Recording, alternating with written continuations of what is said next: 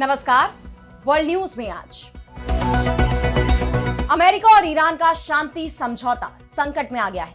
अमेरिकी राष्ट्रपति Donald Trump Iran के सुप्रीम लीडर के बयान पर भड़क गए और उन्होंने समझौते की शर्तों से पीछे हटने के संकेत दे दिए हैं।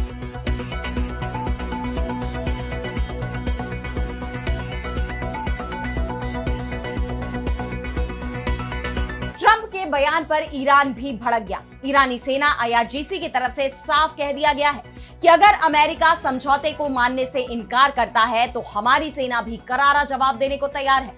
इस बीच स्विट्जरलैंड में एक बार फिर वार्ता की तैयारियां चल रही है, लेकिन सवाल ये उठ रहे हैं कि मौजूदा हालात में क्या अमेरिका और ईरान में समझौता टिक पाएगा, क्योंकि ट्रंप के बयानों से दोनों देशों में भरोसे की कमी साफ जाहिर है। ऐसे में क्या ट्रंप की धमकी से फेल हो जाएगी पीस डील? इस पर हम करेंगे विस्तार से चर्चा, लेकिन आइए जरा उन खबरों को भी देख लें जिन पर आगे होगी बात। लेबनान में इजरायल और हिजबुल्लाह के बीच फिर हुआ सीज फायर। अमेरिकी राष्ट्रपति ट्रंप ने कहा नेतन्याहू को समझदार बनाने की जरूरत। संयुक्त राष्ट्र में भी इजरायल हुआ ब्लैकलिस्ट। यूक्रेन युद्ध को लेकर रूस का यूरोप को जवाब, कहा बातचीत के लिए तैयार लेकिन अल्टीमेटम मंजूर नहीं। इस बीच ब्लैक सी में पनामा के जहाज पर हमले से मचा हड़कंप। कोरोना का असली मास्टरमाइंड अमेरिकी साइंटिस्ट, अमेरिकी वैज्ञानिक डॉक्टर एंथनी फाउची ने की थी फंडिंग। चीनी लैब के फंडिंग को लेकर अमेरिका की पूर्व खुफिया प्रमुख तुलसी गबार्ड के सीक्रेट डॉक्यूमेंट्स में दावा। और चलते चलते में देखेंगे पौधों ने पानी से निकलकर सूखी जमीन पर रहना कैसे शुरू किया। रेगिस्तान की काई में मिला सुराग। इन सभी खबरों पर हम विस्तार से करेंगे बात, लेकिन पहले एक नजर हेडलाइंस पर। मैं और मेरा देश कभी भीख नहीं मांगते। अमेरिकी राष्ट्रपति ट्रंप के बयान पर भड़की इटली की पीएम मेलोनी। विदेश मंत्री तेजानी का यूएस दौरा भी रद्द। ट्रंप ने कहा था मेलोनी ने G7 में फोटो के लिए मांगी थी भीख। पाकिस्तान अधिकृत कश्मीर में बवाल से बैकफुट पर आई पाकिस्तान की सरकार। समझौते के लिए दिया बातचीत का ऑफर। आंदोलनकारियों के 80% मांगों को मानने की कही बात। बांग्लादेश में भारत के खिलाफ खुला नया मोर्चा। सड़क पर उतरी जमाते इस्लामी। सीमा पर कथित पुशन और गोलीबारी का जताया विरोध। चीन की GDI में शामिल होगा बांग्लादेश। बीजिंग दौरे पर पीएम तारिक रहमान करेंगे 12 समझौते। तीस्ता और मोंगला पोर्ट पर डील भारत के लिए बन सकती है खतरा। पाकिस्तान बॉर्डर पर तालिबान का खतरनाक प्लान। 8000 जवानों की स्पेशल फोर्स। सुप्रीम लीडर का होगा सीधा कंट्रोल। इस्लामाबाद के साथ जारी तनाव के बीच आया फैसला। तो अमेरिका और ईरान के बीच हुआ समझौता अभी से ही टूटता दिखाई दे रहा है। इस डील को लेकर पहले तक तो इजरायल की तरफ से ही तीखे बयान आ रहे थे, लेकिन अब खुद अमेरिका और ईरान में भी बहस छिड़ गई है। ईरान के सुप्रीम लीडर मुश्तबा खामेनेई के बयान को लेकर अमेरिकी राष्ट्रपति डोनाल्ड ट्रंप भड़क गए। खामेनेई ने कहा था कि डील को लेकर अमेरिका के राष्ट्रपति बेताब थे और खामेनेई के इस दावे को अब ट्रंप खारिज कर रहे हैं। अब उन्होंने कहा कि हम किसी मजबूरी में नहीं मिले थे, ईरान मिला था, उनका खेल खत्म हो चुका है। हम 60 दिन का वक्त पूरा होने देंगे, उन्हें कोई पैसा नहीं मिलेगा, 10 सेंट भी नहीं। युद्ध ने ईरान को कमजोर कर दिया है। अब उसके पास वायुसेना, नौसेना, एंटी एयरक्राफ्ट इक्विपमेंट, रडार या व्यावहारिक रूप से कुछ भी नहीं है। यानी ट्रंप एक बार फिर अपने पुराने अंदाज में लौट आए हैं। कुछ दिनों पहले तक तो उनका पूरा जोर इस बात पर था कि कैसे भी ईरान के साथ डील हो जाए, और अब जब समझौते पर हस्ताक्षर हो गए हैं तो एक बार फिर ईरान पर अमेरिका की जीत जैसे दावे तो कर ही रहे हैं, साथ ही जिन शर्तों पर उन्होंने पहले सहमति जताई थी अब वो उससे मुकरते नजर आ रहे हैं। दरअसल ईरानी सुप्रीम लीडर ने कहा था कि वो इस समझौते के लिए तैयार नहीं थे, लेकिन ट्रंप बहुत बेताब थे। उन्होंने इस डील के लिए अपना पूरा जोर लगा दिया था। वैसे तो इस डील को लेकर पहले से ही ट्रंप बुरी तरह घिरे हुए हैं। अपने ही देश में उनकी काफी किरकिरी हो रही है, लेकिन जिस तरह मुश्तबा खामेनेई के बयान पर वो बुरी तरह भड़क गए, उसके बाद ये डील संकट में फंस गई है। इसके बाद ईरान ने भी अमेरिका को धमकाया है। ईरानी संसद के राष्ट्रीय सुरक्षा आयोग के प्रमुख इब्राहिम अजीजी ने कहा कि अगर हालात ऐसे ही बने रहे तो अमेरिका को इसकी भारी कीमत चुकानी पड़ेगी, जिसकी शुरुआत MOU के वादों के उल्लंघन का स्मार्ट और उचित जवाब के साथ होगा। हम पक्के इरादे वाले हैं। तो साफ है कि भले ही शांति समझौते पर साइन हो गए हों, लेकिन अमेरिका और ईरान में शांति बनी रहने की गारंटी अभी भी नहीं दी जा सकती। ईरान के इस्लामिक रिवॉल्यूशनरी गार्ड कोर यानी IRGC ने भी कहा है कि अगर दुश्मन अपने वादे से मुकरता है तो वे देश की सुरक्षा, सम्मान और हितों की रक्षा के लिए तैयार है। ये पूरा घटनाक्रम ऐसे वक्त में सामने आया है जब स्विट्जरलैंड में वार्ता की तैयारी तेज हो गई है। अमेरिकी विशेष दूत स्टीव विटकॉफ वहां पहुंच रहे हैं और ईरानी विदेश मंत्री अब्बास अराक्ची के भी शामिल होने की उम्मीद है। हालांकि अभी तक वार्ता का औपचारिक ऐलान नहीं हुआ है। ईरान के विदेश मंत्रालय के प्रवक्ता इस्माइल बघाई ने कहा है कि अंतिम समझौते पर बातचीत तभी शुरू हो सकती है जब ईरान और अमेरिका के बीच हुए समझौता ज्ञापन यानी एमओयू के पैराग्राफ 1, 4, 5, 10 और 11 में शामिल प्रावधानों को लागू किया जाए और उनका लगातार पालन हो।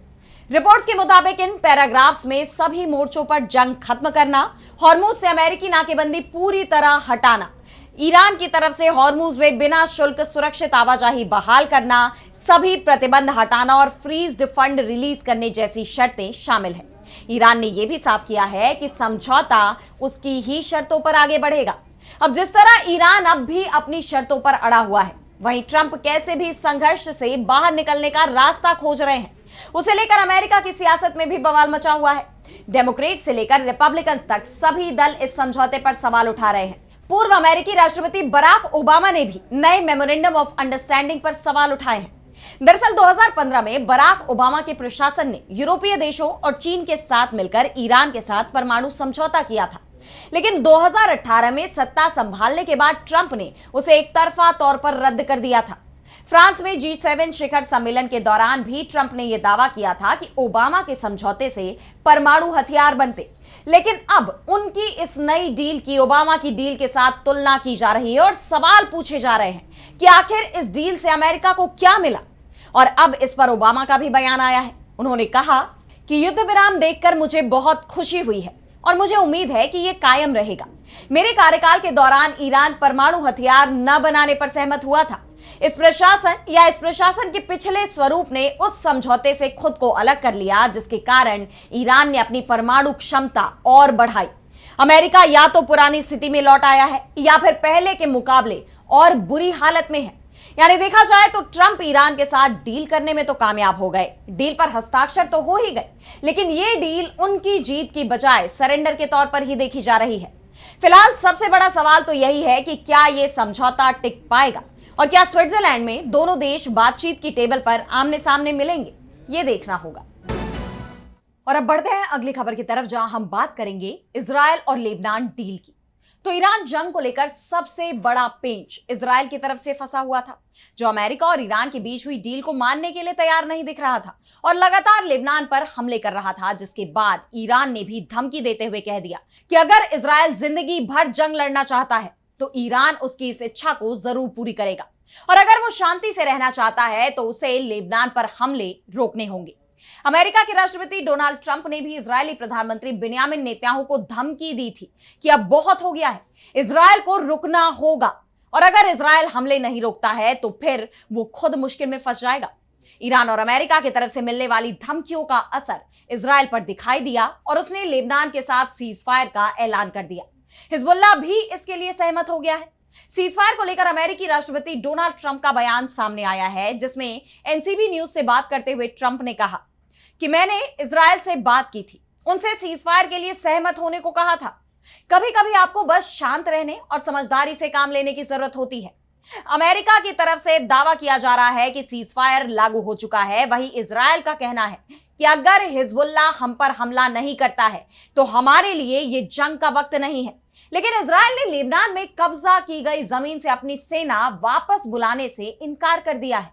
साफ कह दिया है कि वो साउथ लेबनान में अपनी सेना बनाए रखेगा। यानी इजरायल चाहता है कि यह सीज फायर लंबे वक्त तक कायम ना रहे, क्योंकि ईरान और लेबनान लगातार डिमांड कर रहे हैं कि इजरायली सेना को जंग की शुरुआती सीमा तक लौटना होगा, जिसके लिए इजरायल तैयार नहीं दिख रहा।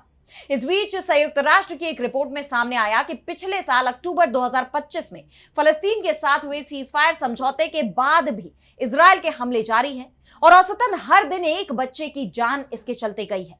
जंग के दौरान बच्चों की स्थिति को लेकर यूएन की रिपोर्ट को लेकर संयुक्त राष्ट्र में ही इजरायल और यूएन अधिकारी के बीच तीखी बहस देखने को मिली, जिसके बाद इजरायली राजदूत डैनी डैनन ने गुटेरेस की प्रतिनिधि प्रामिला पैटन से इस्तीफे की मांग तक कर दी। प्रामिला पैटन ने अपनी रिपोर्ट में इजरायल को ब्लैकलिस्ट करने की बात कही थी, जिसे लेकर इजरायली राजदूत ने कहा कि यह रिपोर्ट पक्षपातपूर्ण है और जानबूझकर इजरायल को टारगेट किया जा रहा है। ये रिपोर्ट यूएन महासचिव जो इजरायल से नफरत करते हैं उनके इशारे पर बनाई गई है। इजरायली प्रतिनिधि इस दौरान बेहद आपत्तिजनक भाषा का इस्तेमाल करते नजर आए और सीधे निजी हमले शुरू कर दिए। इजरायली रासूद के बयान को लेकर दुनिया भर के लोगों ने उनकी कड़ी निंदा की है।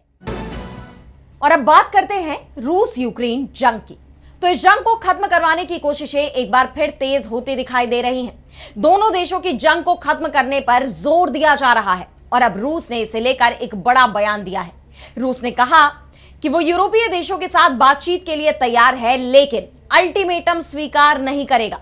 यानी रूस के बयान से यह साफ है कि वो यूक्रेन और पश्चिमी देशों के गठबंधन के सामने नहीं झुकेगा। चाहे यूक्रेन कितनी भी कोशिश कर ले, हमले कर ले, लेकिन वो यूक्रेन की चेतावनी नहीं सुनेगा। ये बात इसलिए कही जा रही है क्योंकि ऐसे संकेत मिल रहे हैं कि यूरोपीय संघ मॉस्को के साथ बातचीत की मांग कर सकता है। और इसे लेकर क्रेमलिन के प्रवक्ता दिमित्री पेस्कोव ने कहा कि यूरोपियों को एक बहुत बड़ी गलतफहमी है। वे मानते हैं कि रूस के साथ बातचीत ताकत की स्थिति से और रूस की कमजोरी के आधार पर की जानी चाहिए। यह सबसे बड़ी गलती है।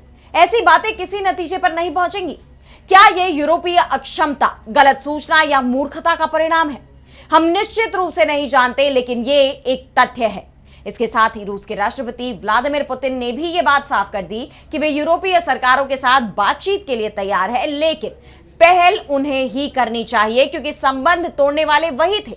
इस बीच एक और बड़ी खबर सामने आई है।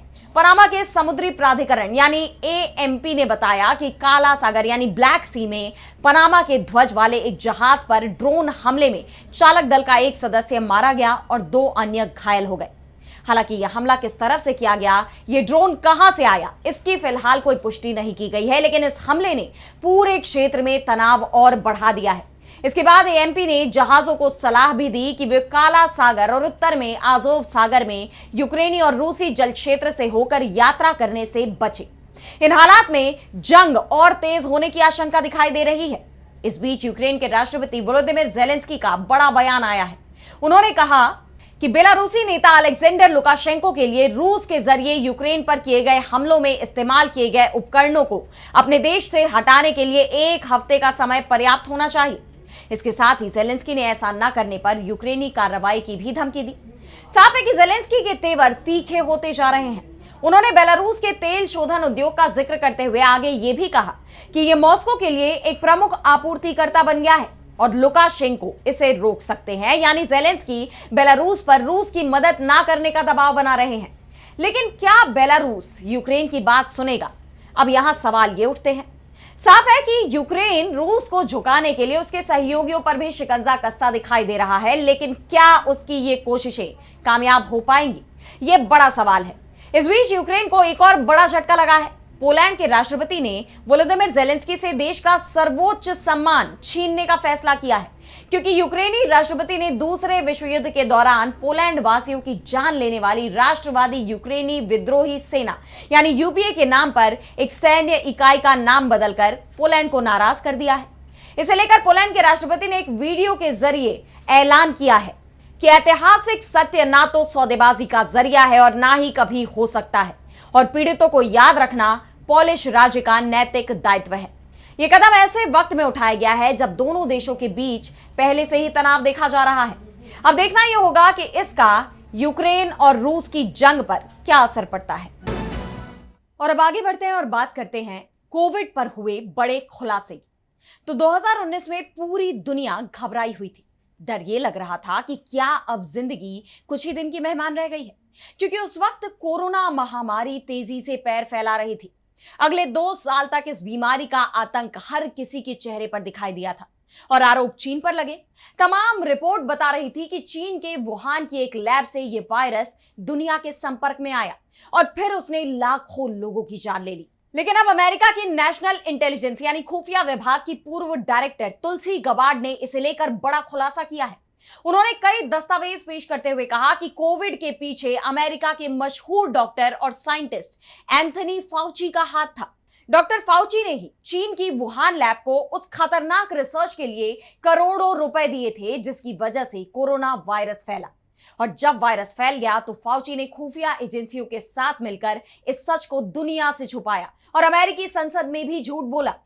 तुलसी गबार्ड ने कुछ ऐसे मैसेज और दस्तावेज दुनिया के सामने रखे हैं जो पहले कभी किसी ने नहीं देखे थे, जिसके बाद यह साफ हो गया है कि डॉक्टर फाउची ने खुफिया एजेंसियों के अधिकारियों के साथ मिलकर एक बड़ी साजिश रची।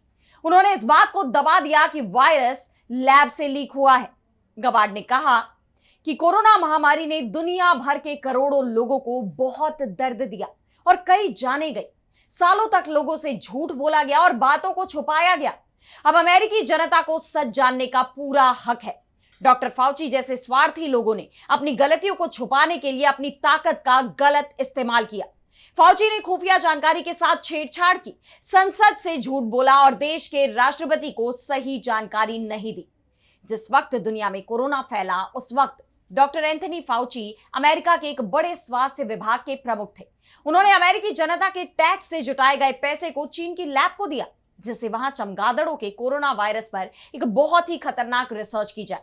लेकिन यह रिसर्च दुनिया पर बहुत भारी पड़ गई और बाद में यह खबर दबाने के लिए फाउची ने झूठी रिपोर्ट बनवाई। इन्हीं रिपोर्टों को पूरी दुनिया में यह साबित करने के लिए दिखाया गया कि वायरस लैब से नहीं फैला बल्कि प्राकृतिक है। फाउची ने एक फर्जी रिसर्च पेपर को भी असली बताकर दुनिया के सामने पेश किया। जो लोग फाउची से सहमत नहीं थे उनकी कोई सुनवाई नहीं हुई, उल्टा उन्हें डराया और धमकाया गया और जिन लोगों ने शिकायत की उन्हें नौकरी से निकाल दिया गया, प्रमोशन रोकने की धमकियां दी गई। अब इस नए खुलासे ने पूरी दुनिया में हड़कंप मचा दिया है। और अब चलते चलते में बात करेंगे रेगिस्तानी काई के अंदर मिले फंगस की।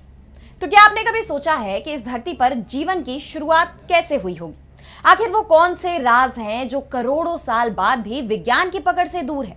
वैज्ञानिक लगातार इन सवालों के जवाब खोज रहे हैं और अब एक ऐसी खोज सामने आई है जिसने विज्ञान की दुनिया में भी हलचल मचा दी है। ये कहानी शुरू होती है अमेरिका के रेगिस्तानों से, जहां दूर दूर तक सिर्फ सूखी जमीन और तपती धूप ही दिखाई देती है। लेकिन इसी बंजर जमीन पर उगने वाली एक छोटी सी काई ने वैज्ञानिकों को ऐसा रहस्य दिखाया है जिसने सालों पुरानी मान्यताओं को चुनौती दे दी।